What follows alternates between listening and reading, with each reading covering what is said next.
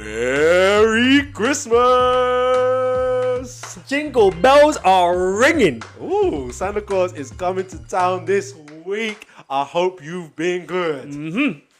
Welcome back to Is a Hot Dog a Sandwich? We will be doing a special Christmas episode. I hope you guys are snuggled up, you're warm, you're cozy, you got a cup of hot cocoa and some tunes playing in the background. Yeah. Christmas is a wonderful, wonderful time of year. Magical time. We're going to be talking our favourite songs, our favourite Christmas movies, games, traditions, delights. How are you doing today, Jed? I'm feeling very merry, very Christmassy. So, we're recording this a little bit before the release of Christmas, and I feel like with this moment, I'm fully in the Christmas spirit. I'm feeling jolly and merry. I'm gonna put on a big red suit and go ho ho ho. Yeah, I'm feeling great. How are you? I'm fantastic. I feel like I should be wearing like my red hat, Yeah. my red Santa hat, and just be good to go. But yeah, it's a wonderful time of year, Christmas. I'm hoping for like a little bit of snow, but once I've stopped working, so everything can relax a bit. And I'm going to be spending Christmas with my mum. So That's going to be a great time. Favorite Christmas song? Should we go straight into it? Oh, we've got to. So, Christmas song for me. Now, this is a political topic. Because one, my brother is a music aficionado, right? Yeah. And so usually for Christmas mornings, me, my mum and my brother will drive over to my grandparents' house. And on the way, we will have a Christmas playlist that is either provided by my brother or by me. Ooh. Now, 99% of the time it's Sam, and then Sam will take suggestions. But if you suggest the wrong thing, you might as well be kicked out of the car. Oh, that's the kind of energy he's on. Well, I'm driving, so fortunately I don't get the look anymore. But yeah, every now and then I'll choose something and he'll be like, no. And it just straight up no. So yeah, he is definitely a dictator when it comes to the music, the Christmas music. So is this going to be one of the ones that he vetoes? Hopefully not. Hopefully not. This hopefully gets a check. So there's one that's very close to my heart because the connection I have to it. And that is the Christmas song by Nat King Cole. And that is it's an old song, and Nat King Cole has a beautiful voice. But the reason why I love it so much is because on the 1st of December, usually my mum would be out for work or go out to maybe do the first things for starting Christmas off right. And during that time, me and my brother would set up Christmas in the house. Wow. She wouldn't know. We'd surprise her, and then she'd come home, and I'd always make sure the Christmas song by Nat King Cole was playing. And so that has a special place in my heart, but it's not my favourite. My favourite is Step Into Christmas by Elton John. We were just listening to it. We were literally just because I wanted to remember it. I wanted to get right into the zone. And one of the reasons why is because it has the greatest Christmas lyric of all time, which is Step Into Christmas, the admission is free. And the admission is free because Christmas is a wonderful time, which we all can enjoy. Great answer. Yeah. Great sound. Thank you. For me, I kind of alluded to it a bit earlier.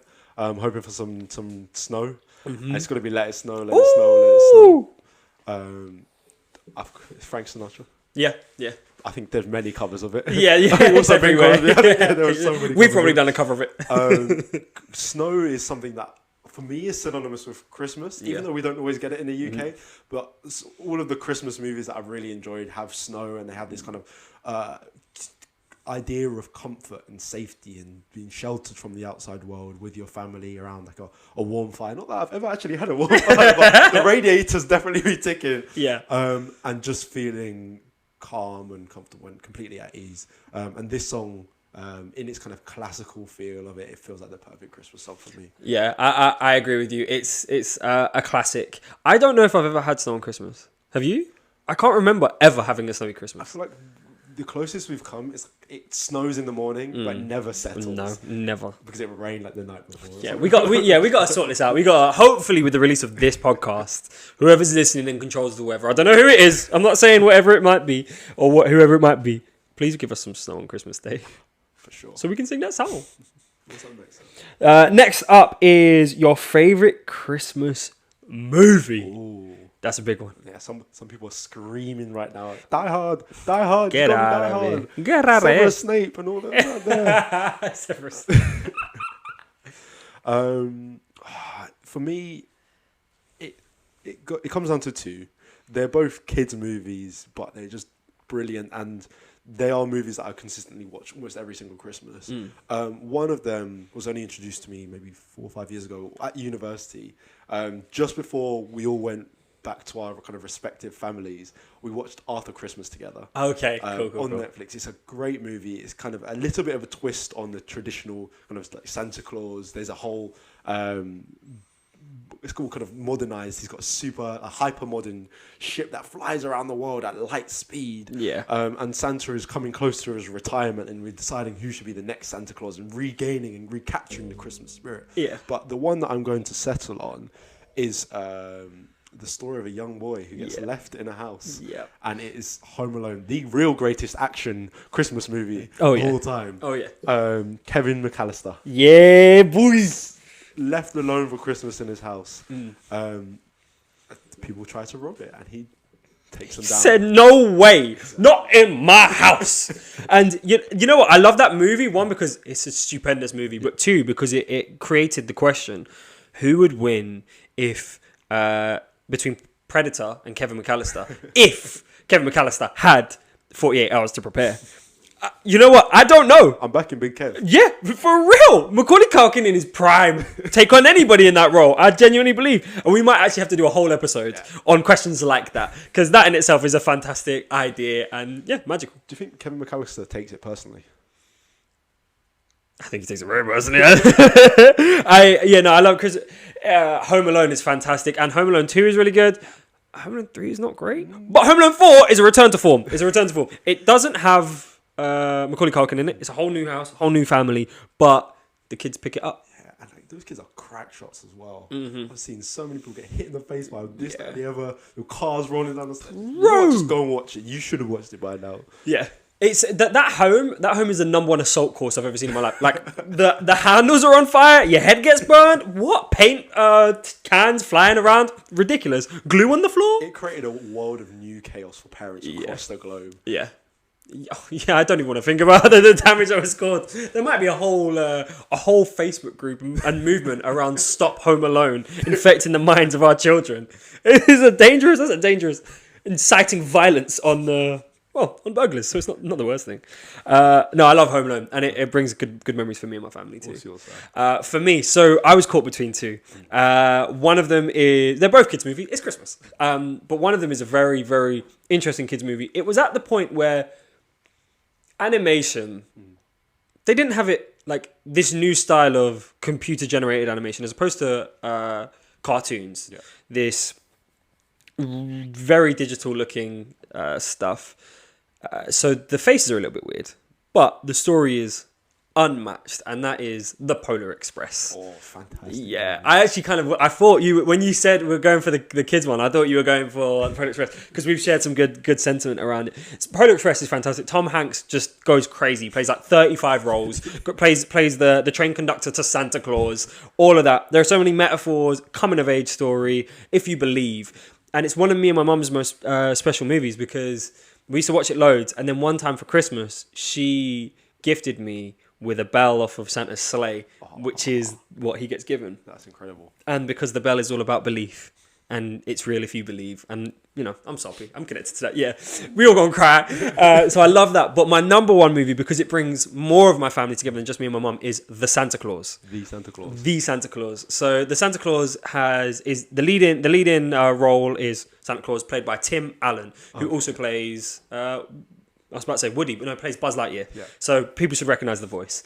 And what happens is one day he's just at home. He's a bit of a Grinch, a bit of a Scrooge. He doesn't like Christmas. His son lives with his ex-wife and a new stepdad, and he kind of has a bit of a resentment about it, but he's okay. And he kind of has a little bit of something to prove while also not believing in Christmas. So while him and his kid Charlie are at home for a terrible Christmas, because he gets him every other Christmas, it's a terrible time. Like they go to, I think, a Chinese restaurant for their Christmas meal. Oh, okay. So like stuff. That's how that. Like, that would be like, they couldn't run in my house, but some people do. Some people do it, but because he's a Scrooge, he doesn't really care. He's like, whatever, we'll go out for dinner. He also burned the turkey, I think. But anyway, he hears rumbling on his roof. Ooh. He hears a noise, such a clatter, and he goes outside and he sees somebody on his roof. It's Santa Claus, and he shouts at him He says, "Hey, what are you doing up there?" And in that moment, Santa Claus turns around and falls and hits the ground and Oh no. yeah. Okay, we'll say no more. and disappears. And then he picks up the robe and puts it on. Does he go to a farm somewhere? Is that what you're trying to say? Yes, yeah. The old Santa Claus goes to a farm, but then he puts the robe on. But what he doesn't know, in the very, very fine print of this little paper that's in the pocket of the robe, is the second you put the robe on, you assume the role of Santa Claus. And that is the Santa Claus of being Santa Claus. I've seen. You've seen it? Yeah. So hijinks ensue, and I'm going to leave it at that. But it's me. I think it's my brother's favorite Christmas movie, and my mum, and my brother watch it every Christmas, and it brings wonderful times. And yeah, I love it. So you'll be ticking boxes this year. Oh, 100%. I'm trying to make sure first of all Santa Claus doesn't fall off a roof. That's the first thing for me. But yeah, what's next on the list? Let's have a look. Carols. What is your favorite Christmas carol? My favorite Christmas carol is Carol Vorderman. Carol Vorderman! Genius woman.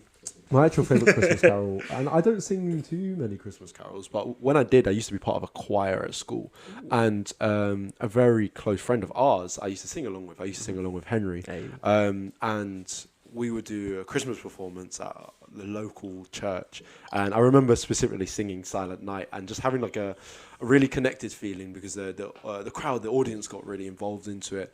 You're just such a good singer. I see you with the vocals. I hear you every now and then. I'll be singing in the showers all the Yeah. time.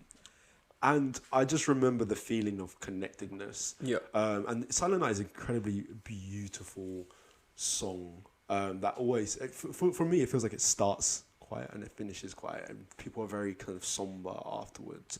But you have experienced this connectiveness, and you can go kind of back outside into the winter cold with a reassurance in your heart that everything is all right. Mm-hmm. No, I like Silent Night. It's definitely one that I sung in school. Yeah. So good times. My number one is the Good King Wenceslas. Do you know that one? Good King Wenceslas, get down on this. I feel like I only know the remix. Deep and crisp and even. Is that snow or is that pizza? It could be both. What about snow pizza? We started a whole new thing.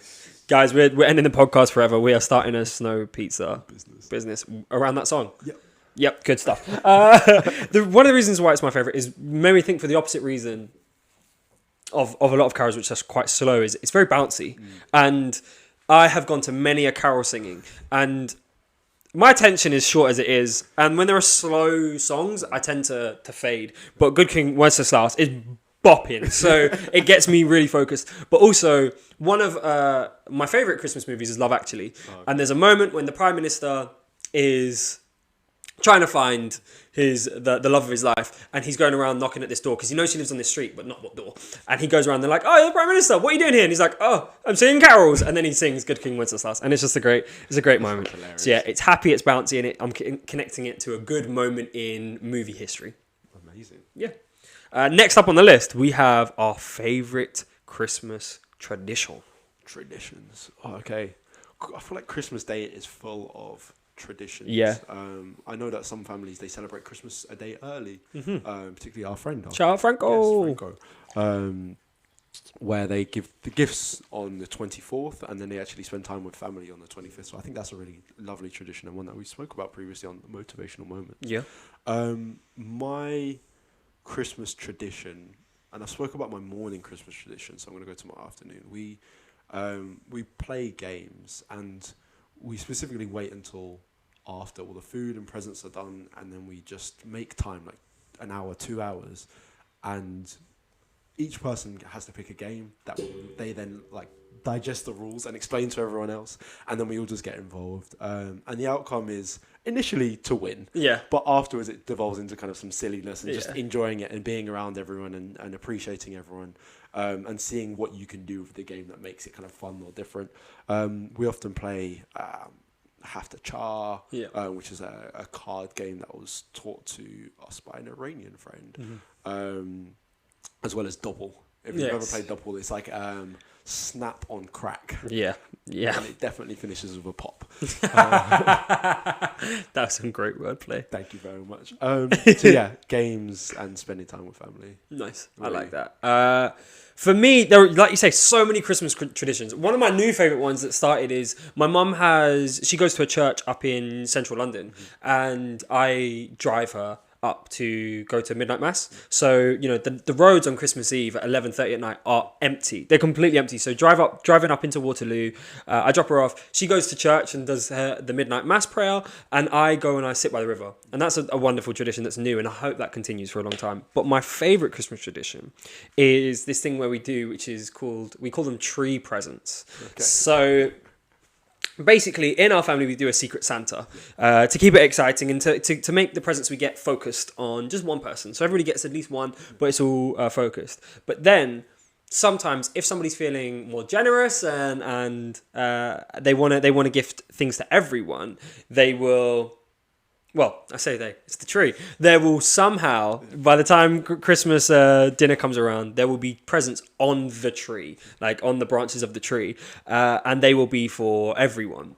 And just at random moments, there's come a point where I think at one point there were 4 sets of Christmas tree presents where different people would like get presents for everyone, even though we do the Secret Santa thing.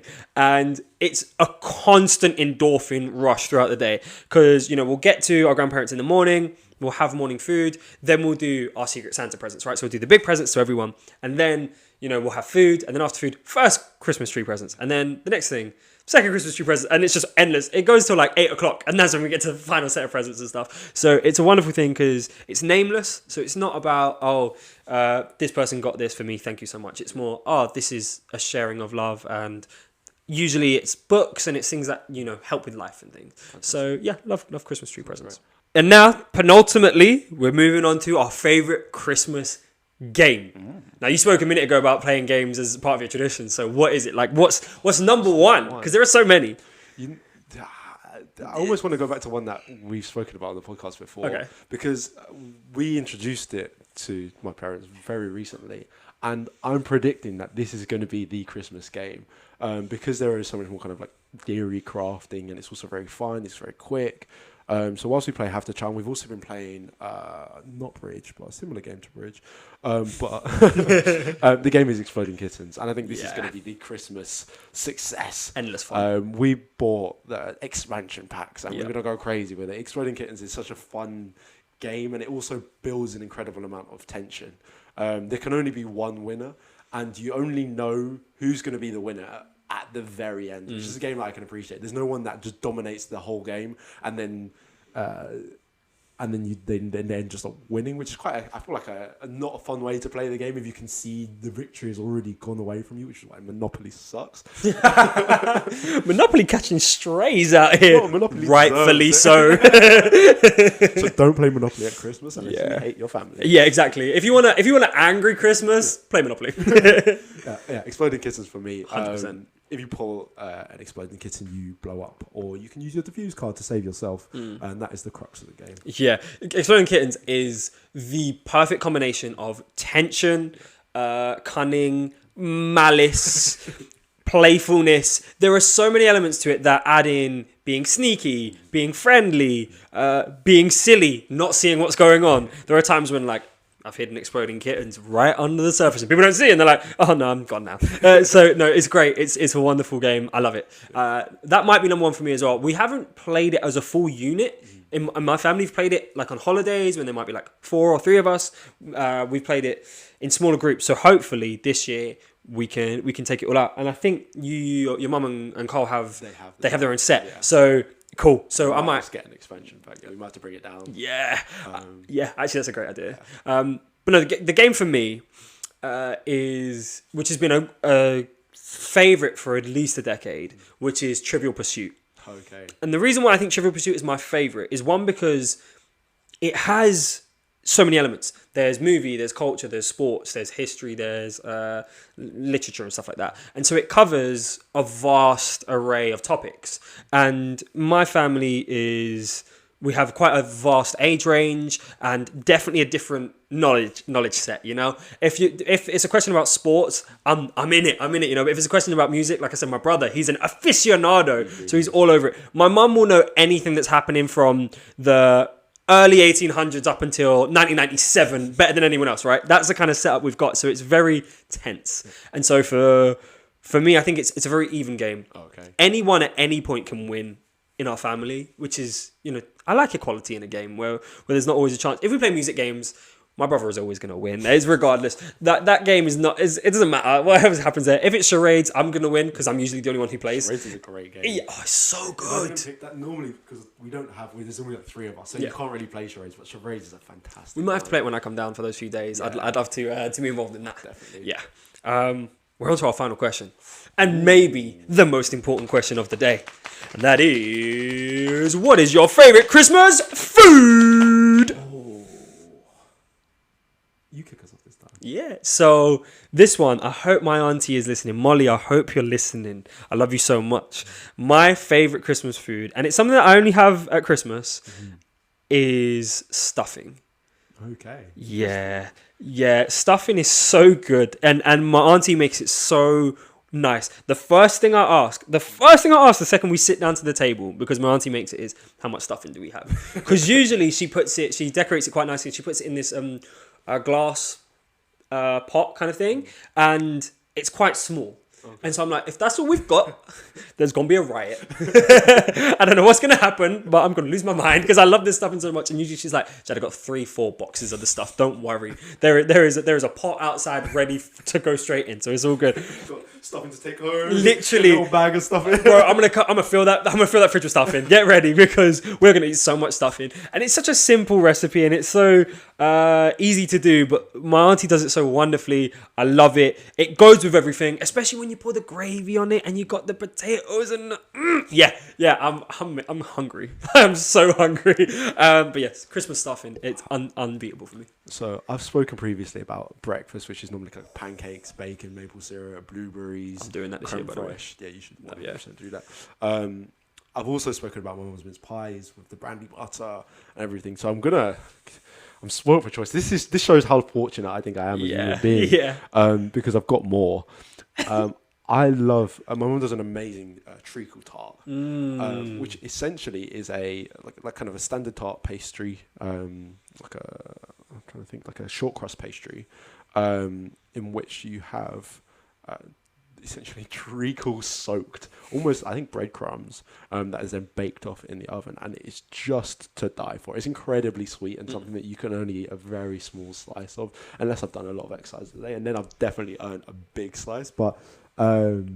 Big workout in the morning then. Yeah, treacle tart just goes a long way, and it feels like Christmas. Yeah. Treacle tart.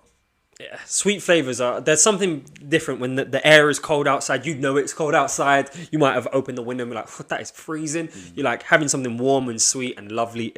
There's nothing like it. And it's light, but it's got the right amount of stodge that you need. Like your belly is warm. And it definitely puts me into a comatose state for a couple of hours. So you know I'm not doing a damn thing. That post-Christmas movie is the best moment. You're just sitting there on the sofa or the chair or whatever, watching whatever. Usually it's High School Musical in my family. I was going to say Shrek 2. Shrek always seems to be on at Christmas. Yeah. Same with High School Musical. For some reason, BBC plays, I think, High School Musical and Shrek and those kind of stuff always. Yeah. And I love it. So that moment is brilliant. But something I've noticed about everything we've said here is and it's a message that is shared in every Christmas movie, in every Christmas song, in everything Christmas, is the magic of the things is the time that we spend with other people enjoying them. I think, we're talking about the food we like is from people we love. The traditions we like are doing things with people we love. The movies we like are potentially connected to doing things with people we love. And that's so, so important. And it's something that I really, it's why I love Christmas so much, is because we are brought together and there's a moment where we can just stop and come together. And I think that's a beautiful thing to be in the same space, sharing the same moment in many places around the world.